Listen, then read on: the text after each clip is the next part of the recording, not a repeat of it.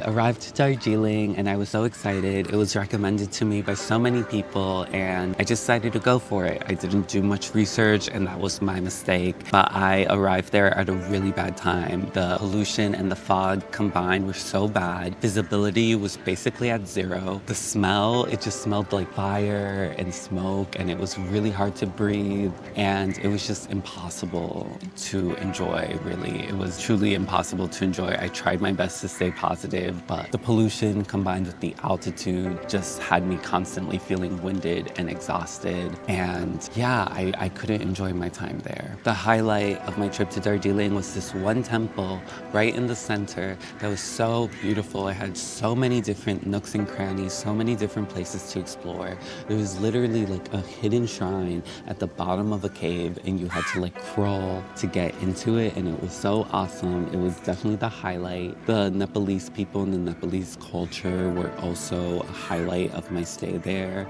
They were so warm, so welcoming. The food was so delicious and really nourishing, and it was a nice change from Indian food. The hotel that I stayed at was nice, except there was no heat and it was freezing. It was freezing, so I was so cold. And it also really affected my experience because I was just constantly so cold, so run down, and I hated it. Like, I cannot lie. I think it's partly my fault because I came at such a bad time and I didn't do any prior research, but I really did not enjoy my time in Darjeeling at all. I mean, a big part of visiting Darjeeling is the breathtaking mountain views.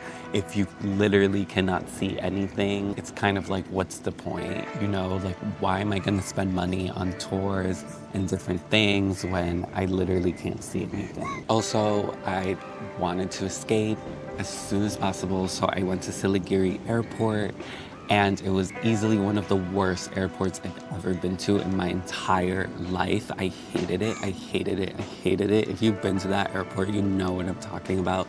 It's just so small, overcrowded, and chaotic, and it could just be so much better organized.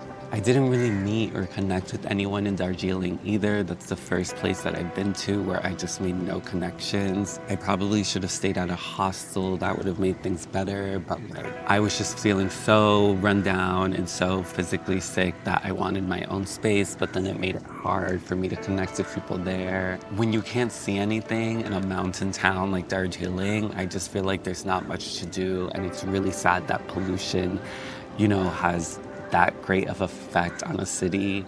And yeah, it's just really sad that people were just thinking that's normal and just breathing and walking around. A big part of why I went there was to escape the pollution. I just had no idea that a mountain city surrounded by so much beautiful nature would be so incredibly polluted. And yeah, it's really sad. So yeah, Darjeeling wasn't the best. But I've been to so many places since then, and I have so many videos I'm gonna upload, so subscribe and stay tuned. Bye.